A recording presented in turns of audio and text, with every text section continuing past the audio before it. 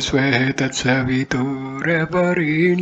भर्गो देवस्य धीमहि धियो यो नः प्रचोदयात्। ओम शांति शांति शांति ही। नमस्कार मेरे प्यारे दोस्तों, ये मृत्यु के बाद हमारा क्या होता है, इस विषय का चौथा वीडियो है। ये वीडियो हम शुरू करते हैं। भूत व्याधा और उसका निवारण। साधारण श्रेणी या निकृष्ट कोटि का जीवन बिताने वाले वे व्यक्ति जो लालसा, पीड़ा एवं मोहग्रस्त अवस्था में शरीर छोड़ते हैं, अक्सर प्रेत योनियों में पड़ जाते हैं। यह पिछले पृष्ठों में बताया जा चुका है। इस योनि में आत्मा की कोई विशेष उन्नति नहीं होती।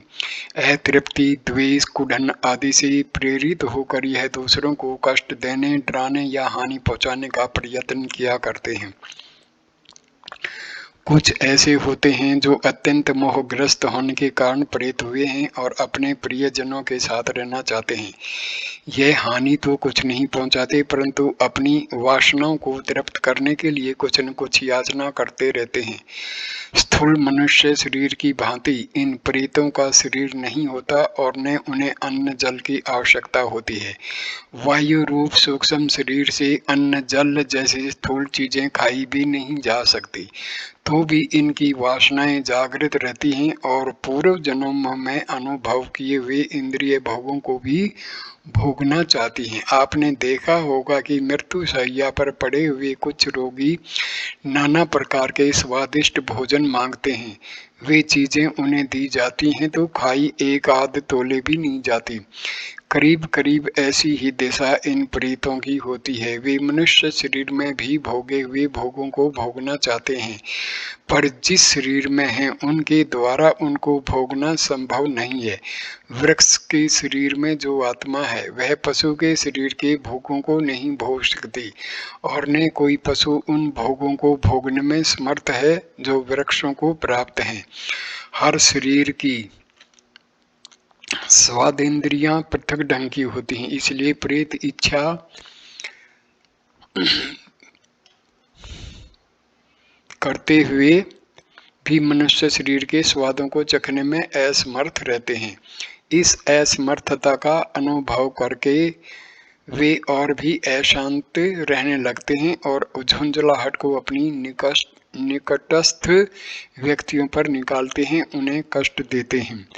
हाँ, कभी कभी कोई वृद्ध उनका अपवाद करते देखे जाते हैं। मृत्यु के समय उनकी समझ परिपक्व होती है। बच्चों के लिए उनकी ममता, स्नेह, सहायता व अक्षमा का भाव होता है। इंद्रियां भी इनकी अधिकांश में तृप्त होती हैं। ऐसे प्रेत जिस घर में रहते हैं उस घर में लोगों की सहायता किया करते हैं, आपत्तियों से सचेत करते हैं और कष्टों के निवारण में जो कुछ भी थोड़ा ही बहुत ही सहायता पहुंचा रहे हैं सकते हैं पहुंचाते हैं। इनके द्वारा जानबूझकर कोई ऐसा कार्य नहीं किया जाता जो संबंधियों को हानिकारक हो। मन की एक प्रवृत्ति होती है कि यदि वह स्वयं जिस इच्छा को पूर्ण नहीं कर पाता तो उसे दूसरों से पूर्ण कराकर स्वयं तृप्ति का आनंद अनुभव करता है। बड़ा हो जाने पर मनुष्य छोटे खिलौने से लोक लाज की वजह से नहीं खेलता, परंतु वह अपने बच्चों के लिए अच्छे अच्छे खिलौने लाता है और उन्हें खेलते देखकर अपनी तृप्ति का अनुभव करता है। इसी प्रकार प्रेत अपनी वासना को तृप्त करने के लिए दूसरों को भोजन आदि कराने का आदेश करते हैं और उनकी तृप्ति से स्वयं भी संतोष लाभ प्राप्त करते हैं। अक्सर देखा गया है कि किसी ब्राह्मण या अमुक व्यक्ति को अमुक भोजन कराने की प्रेत लोग मांग किया करते हैं। इसका यही कारण है कि उनकी आज्ञा अनुसार कार्य हुआ है और उसके बताए हुए अमुक व्यक्तियों ने तृप्ति लाभ की है। यह देखकर उन्हें संतोष हो जाता है और उद्विग्नता घट जाती है। भूत प्रेतों का श्रेणी विभाजन इस प्रकार किया जा सकता है। नंबर 1, काल्पनिक भूत जिन्हें मनुष्य भय, आशंका, विश्वास एवं संकल्प द्वारा स्वयं उत्पन्न करता है। दूसरा, रोग का भूत। तीसरा, मृत जीवित व्यक्तियों के शरीर विद्युत परमाणु जो पुण्य जागृत होकर अपनी एक स्वतंत्र सत्ता बना लेते हैं। चौथा, इंद्रिय भोगों में अतृप्ति, लालसा, वासना, प्रतिहिंसा से जलते हुए पिशाच। पांचवा, अपने वैभव, स्थान, कुटुंब या मित्रों में अतिशय आसक्त। छठा, तांत्रिक साधना द्वारा सिद्ध की हुई संकल्प प्रतिमाएं, छाया पुरुष, यक्षिणी आदि। सातवां, जीवन मुक्त आत्माएं जो सत्कर्मों में प्रेरणा और सहायता किया करती हैं। इन 7 श्रेणियों में सभी प्रकार के भूत प्रेत आ जाते हैं। इनमें आरंभिक 5 तो मनुष्यों को हानि ही हानि पहुंचाते हैं। 5वें के द्वारा हानि और लाभ दोनों हो सकते हैं। 6ठे 7वें केवल लाभ ही पहुंचाते हैं। अब इनके अस्तित्व संबंधी कुछ परिचय और उनसे छुटकारा पाने के कुछ उपाय बताए जाते हैं। पहला, काल्पनिक भूत। भय का मूर्त स्वरूप है। आशंका और भय जब दृढ़ीभूत होकर विश्वास का रूप धारण कर लेते हैं तो उनकी आकृति दिखाई देने लगती है। हिप्नोटिज्म द्वारा तंद्रित किए व्यक्ति को ऐसी वस्तुएं दिखाई देने लगती हैं जिनका वास्तव में कोई अस्तित्व नहीं होता। लकड़ी को आदमी और आदमी को लकड़ी समझने का भ्रम हो जाता है। भय के कारण बुद्धि भ्रमित हो जाती है और आशंका की छाया को इंद्रिय अनुभव करने लगती है। आंखें देखती हैं कि भूत सामने खड़ा है, कान सुनते हैं वह अमुक बात कर रहा है या शब्द कर रहा है, त्वचा अनुभव करती है कि पकड़ रहा है, छू रहा है या भीतर घुस रहा है। वह अनुभव उसे बिल्कुल सत्य प्रतीत होते हैं। जब वे विपन्न अवस्था में हैं तो जो कुछ भी अनुभव होगा वह सत्य प्रतीत होगा। काल्पनिक भूतों की पीड़ा से जो पीड़ित हैं उन्हें ऐसा जरा भी नहीं लगता कि हम भ्रमग्रस्त अवस्था में हैं। वे तो अपने अनुभवों को बिल्कुल सत्य के रूप में ही मानते हैं। जब भी इनका भय और आशंका जागृत होने का अवसर पाते हैं तभी वह भूत सामने आ खड़ा होता है और तरह तरह के उत्पात करता है। दूसरा, मस्तिष्क संबंधी कोई खराबी हो जाने पर पागलपन, उन्माद श्री के रोग उत्पन्न होते हैं जिसके कारण मनुष्य की चेष्टा, आकृति, आदत, वाणी तथा रुचि विचित्र हो जाती है। वह बेढंगी बातें करता है और विचित्र प्रकार के आचरण करता है। आयुर्वेद शास्त्र में उन्माद रोगों की विशुद्ध व्याख्या की गई है। उनमें भूत, पिशाच आदि के उन्मादों को रोगी श्रेणी में लिया गया है। कोई अतृप्त इच्छा गुप्त वन में दबी पड़ी रही तो वह समय पाकर मृगी, मूर्छा आदि के रूप में उभरती है। कोई व्यक्ति ऐसी स्थिति में पड़ा हुआ हो जिसे वह पसंद नहीं करता परंतु उस दिशा में से निकलने का उसे अवसर नहीं तो ऐसी झुंझलाहट भरी स्थिति के कारण मस्तिष्कीय ज्ञान तंतु बहुत उलझ जाते हैं। भूतावेश जैसी स्थिति हो जाती है। देखा गया है कि कई किशोर लड़कियां अपनी ससुराल जाती हैं परंतु वहां का वातावरण उन्हें पसंद नहीं आता। ऐसी दिशा में उद्विग्नता और लाचारी का अक्षोभ उनके मानसिक तंतुओं पर घातक असर डालता है जिसके कारण भूत, व्याधा जैसे लक्षण उसमें दृष्टिगोचर होने लगते हैं। अपनी ओर ध्यान आकर्षित करने की एक वृत्ति मनुष्य में पाई जाती है। इससे प्रेरित होकर कई मनुष्य झूठ-मूठ भूतावेश का बहाना करते हैं अथवा ऐसे किस्से गढ़ लेते हैं। यह भी एक प्रकार की मानसिक कमजोरी है। अप्रसन्न और असंतुष्ट लोग अपने परिवार को परेशान करने, नुकसान पहुंचाने और पैसा खर्च कराने के लिए भूत व्याधा की सृष्टि करते देखे गए हैं। चालाक नौकर, बदमाश पड़ोसी, ठग, ओझा आदि की करतूतें भी भूत उन्माद के समान ही आडंबर खड़ा कर लेती हैं। यह सामाजिक रोग है। तीसरा, पिछली फसल में जो अनाज पैदा हुआ था उसके कुछ पौधे अगली फसल में भी उगाते हैं। कारण यह है कि पिछली फसल में जो दाने खेत में गिरे थे वे नष्ट नहीं हुए वरन समय पाकर उगाए। इस प्रकार किसी मकान में कोई असाधारण, नीच या ऊंच स्वभाव का मनुष्य रहा हो अथवा कोई असाधारण घटना घटी हो तो संबंधियों के सूक्ष्म शरीर के कुछ परमाणु उसमें विशेष रूप से चिपक जाते हैं। यह परमाणु अनुकूल परिस्थितियां पाकर पुष्ट होते हैं और एक अदृश्य व्यक्ति जैसी स्वतंत्र सत्ता कायम कर लेते हैं। एक घर में बहुत समय तक एक वेश्या रही। पीछे वह चली गई। उसी मकान में कुछ दिन बाद एक सदाचारी भद्र पुरुष का रहना हुआ। वे बहुत संयमी, ब्रह्मचारी और अच्छे विचारों के थे, किंतु जिस दिन से उस मकान में रहे उसी दिन से उन्हें नित्य स्वप्न दोष होने लगा। स्वप्न में उन्हें एक सुंदर स्त्री दिखाई पड़ती थी और उसी की कुचेष्टाएं उन्हें गिरा देती थी। एक दिन वे बाजार में जा रहे थे तो देखा कि साक्षात वही स्त्री कोठी पर बैठी हुई है जो उन्हें रात में दिखाई पड़ती है। वे बहुत असमंजस में पड़े कि यह क्या मामला है। वे घबराए हुए हमारे पास आए। हमें सारी घटना उन्होंने बताई। तलाश करने पर मालूम हुआ कि वह वेश्या उस मकान में रहती थी। हमने उन भद्र पुरुष को बताया कि उस वेश्या के कुछ विद्युत कण उस मकान में रह रहे हैं और परिस्थितियों के कारण उन्हें अपनी अलग सत्ता कायम कर ली है। वे एक प्रकार से जीवित व्यक्ति का प्रेत बन गए हैं। वे ही इस तरह कार्य करते हैं। आप उस मकान को खाली कर दीजिए। उन भद्र पुरुष ने मकान छोड़कर दूसरा ले लिया। इसके बाद न उन्हें स्वप्न दोष हुआ, न कभी वह स्त्री दिखाई दी। ऐतिहासिक स्थानों या तीर्थ स्थानों में कभी कभी वहाँ के प्राचीन पुरुषों की झलक दिखाई दे जाती है। वृंदावन की सेवा कुंज में कभी कभी श्री कृष्ण जी की एक अस्फुट सी झांकी लोगों को हुई है। किन्हीं ने रासलीला होती देखी है। ऐसे दृश्यों का कारण यह है कि ऊंची आत्माओं का तेज बहुत बढ़ा चढ़ा होता है। उस तेज के विद्युत कण हजारों वर्षों तक वहां बने रहते हैं और समय समय पर उनका मूर्त रूप देखने में आता रहता है।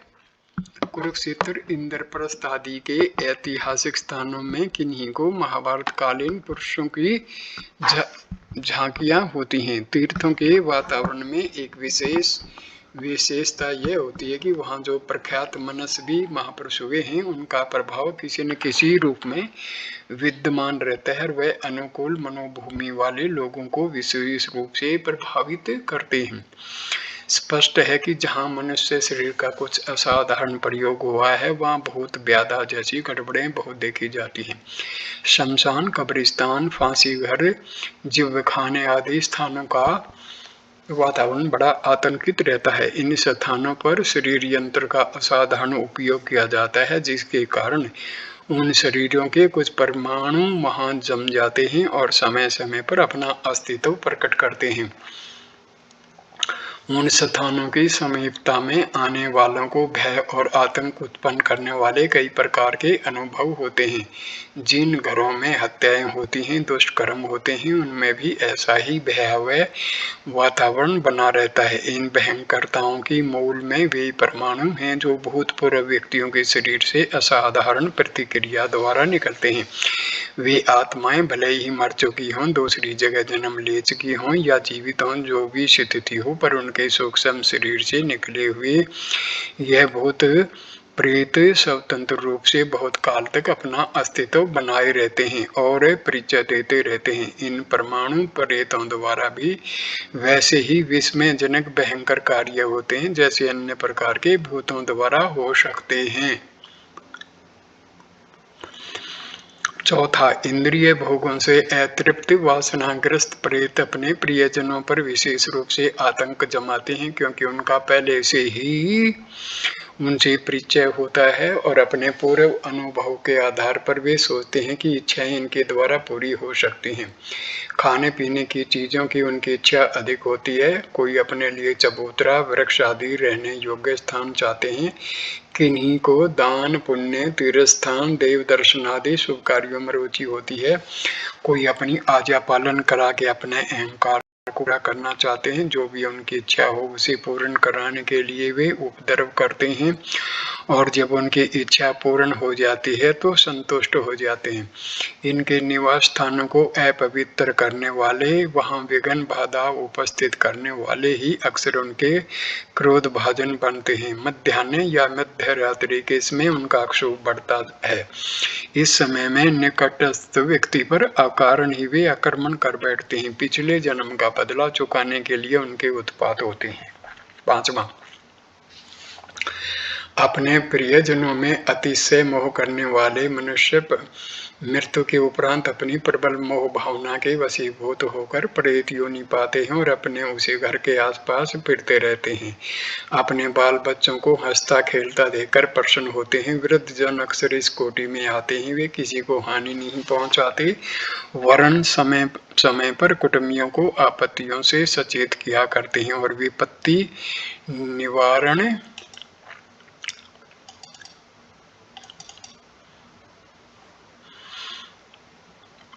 में सहायता करते हैं। इन्हें पितर कहते हैं। जो तरुण अवस्था में मृत्यु को प्राप्त होते हैं और जिनकी लालसाएं अत्यंत उग्र एवं स्वार्थपूर्ण होती हैं, वे अपने प्रियजनों को अपनी जैसी प्रेत अवस्था में ले जाकर साथ रहने की इच्छा करते हैं और उसी भावना से वे अपने प्रियजनों को मार डालने का भी आयोजन करते हैं। तरुण स्त्रियां जो अपने बाल बच्चों को छोटा केवल अनाश्रित छोड़कर मर जाती हैं, वे इस प्रकार के कार्य अधिक करती हैं। अपने बच्चों को अपने साथ रखने की मोहमयी लालसा उनसे इस प्रकार का कार्य कराती हैं। छठा, तांत्रिक साधनाओं द्वारा छाया पुरुष, भैरवी, भवानी, बेताल, पीर, जिन्न, पिशाचिनी आदि की सिद्धि की जाती है। उन्हें वश में किया जाता है। उनकी सहायता से अमुक वस्तुएं प्राप्त की जाती हैं, अमुक कार्य पूरे किए जाते हैं और अमुक व्यक्तियों को अमुक प्रकार की हानियां पहुंचाई जाती हैं।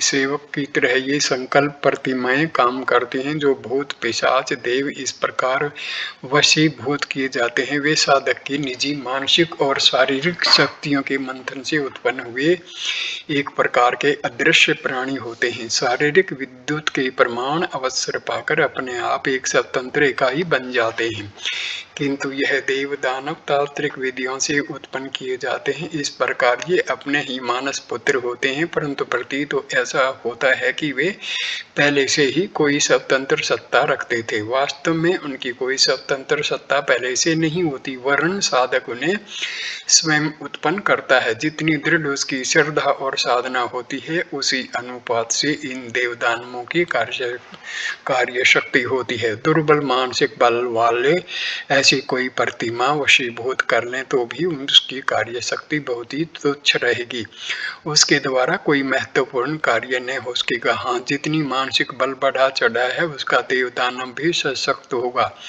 एक ही सिद्ध प्रतिमा दूसरी से लड़ भी जाती है और जो बलवान होती है वे दूसरे को परास्त करके अपना कार्य पूरा करती है। मारण आदि की भयंकर क्रियाएं इन संकल्प पुत्रों द्वारा ही की जाती हैं। सातवां, जीवन मुक्त आत्माओं के बारे में पूर्व में स्वतंत्र रूप से बहुत कुछ कहा जा चुका है। ये आत्माएं मनुष्यों को सदा शुभ मार्ग पर चलने के लिए प्रोत्साहित करती हैं, शुभ कर्म करने वालों पर प्रसन्न रहती हैं। अपनी स्वाभाविक उदारता के कारण लोगों को उनके कार्यों में सहायता किया करती हैं। इनके द्वारा समाज का ही हित होता है, अनहित नहीं। अंतरिक्ष में ऐसे अनेक सिद्ध महात्मा तथा महापुरुषों के सूक्ष्म शरीर उड़ते रहते हैं और वे समय समय पर मानव प्राणियों को सत्य कर्मों में सहायता प्रदान किया करते हैं। उपर्युक्त 7 प्रकार के प्रेतों का परिचय जानने के उपरांत पाठक इस नतीजे पर पहुंचे होंगे कि जीवन मुक्त आत्माओं के अतिरिक्त 6 प्रकार के प्रेत हमें लाभ कम और हानि अधिक पहुंचाते हैं। लाभ का विषय ऐसा है कि उस पर विचार करने की कुछ आवश्यकता नहीं, क्योंकि लाभ किसी को बुरा नहीं लगता। यदि किन्हीं प्रेतों के द्वारा कुछ लाभ पहुंचता है तो उसके लिए किसी को कुछ चिंता नहीं होती। चिंता तब उत्पन्न होती है जब किसी को उनके द्वारा क्षति पहुंचती है। जब प्रेतों द्वारा किसी प्रकार की हानि पहुंचती है तब उसका निवारण करने के लिए हमें चिंतित होना पड़ता है। अब यह जानना है कि प्रेतों के उत्पात से किस प्रकार अपना बचाव किया जा सकता है। यद्यपि ऐसे उत्पात बहुत ही कम होते हैं, तो भी जिन्हें उस अवस्था में पड़ जाने का दुर्भाग्य प्राप्त होता है, उसके भय, कष्ट और दुख का ठिकाना नहीं रहता। अनुभव से ज्ञात हुआ है कि जितने भी भूत उत्पात होते हैं, उनमें से 2/3 भय एवं कल्पना से उत्पन्न हुए भूतों के होते हैं।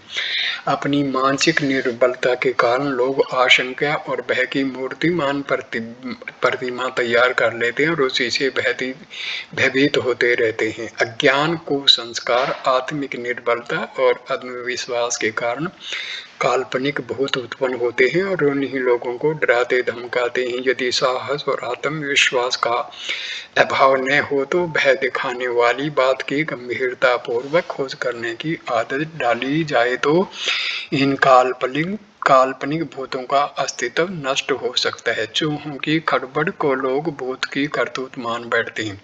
अंधेरे में झाड़ी की टहनियां यदि हाथ पांव से दिखाई दे रहे हों या कैंचुली की मिट्टी बिखर रही हो तो मशाल जलाकर भूतों की बारात निकलती समझी जाती है। घर में बंदर ने ईंट या पत्थर फेंक दिया हो तो वह भी भूत की हरकत समझी जाती है।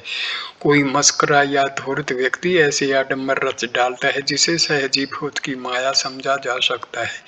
इस प्रकार की घटनाओं की गंभीरता पूर्वक छानबीन की जाए तो कारण का पता चल जाता है और भ्रम से सहज को छुटकारा मिल जाता है। मिथ्या भ्रमों के विरुद्ध जोरदार आंदोलन किया जाए और मिथ्या विश्वासों को लोगों के मन से हटा दिया जाए तो भूतों की 2/3 बाधा मिट सकती है। शेष 1/3 में आधा भाग मनुष्य शरीर के निकले हुए विद्युत परमाणुओं की स्वतंत्र सत्ता का होता है। इनका प्रभाव किसी स्थान विशेष में होता है, एक नियत घेरे के अंदर ही यह अपना प्रभाव दिखा सकती हैं। वह भी तब जब कोई अकेला आदमी वहां सुनसान समय में रहे। बहुत से मनुष्यों की भीड़ में उनकी शक्ति निर्बल हो जाती है।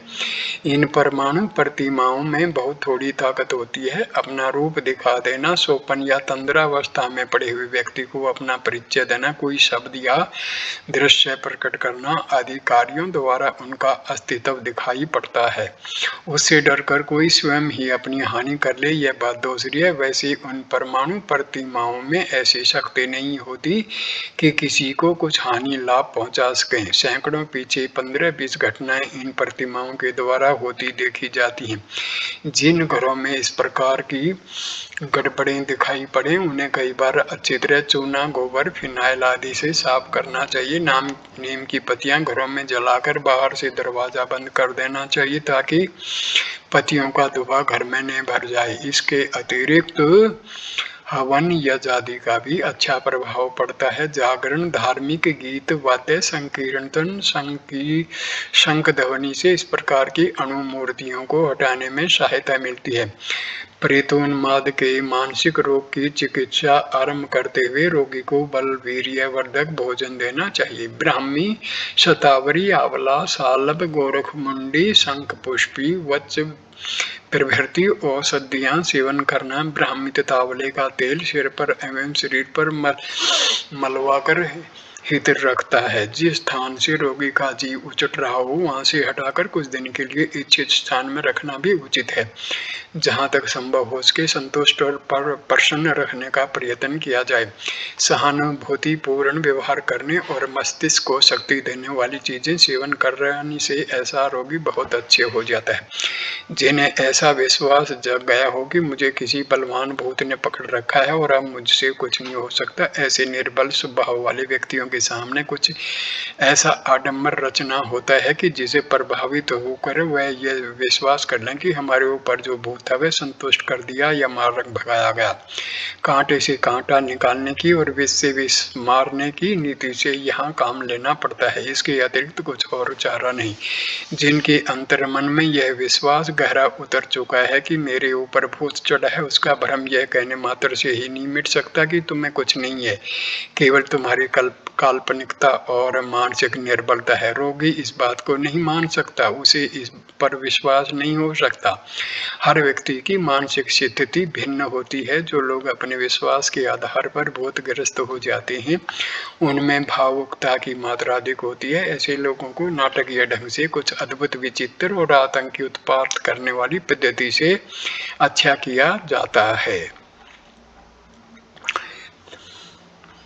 यूरोपीय रीतियों के अनुसार प्लेन चिट ऑटोमेटिक राइटिंग करने की पद्धति का हमारे देश में भी प्रचार हो गया है। पहले हमें भी उसे ठीक समझते थे, परंतु नए अनुभवों के आधार पर ऐसा प्रतीत हुआ है कि यह अपनी ही मानसिक शक्तियों का एक खेल है। इन उपायों द्वारा किसी मृत आत्मा के संदेश आना बहुत संदेहास्पद है, इसलिए इन साधनों का प्रयोग करने के लिए हम अपने पाठकों को सलाह नहीं दे सकते। अपनी ओर से भूत प्रेतों के संबंध में अधिक रुचि लेना भी ठीक नहीं। हाँ, किसी को अनायास भूत व्याधा का शिकार होना पड़े तो उससे छुटकारा पाने के लिए प्रयत्न करना आवश्यक होता है। धन्यवाद दोस्तों, ये वीडियो देखने के लिए। ये टॉपिक का पूरा वीडियो हो गया है। नमस्कार। कृपा करके वीडियो को लाइक करना, कमेंट करना, शेयर करना और चैनल को सब्सक्राइब करना। धन्यवाद मेरे दोस्तों।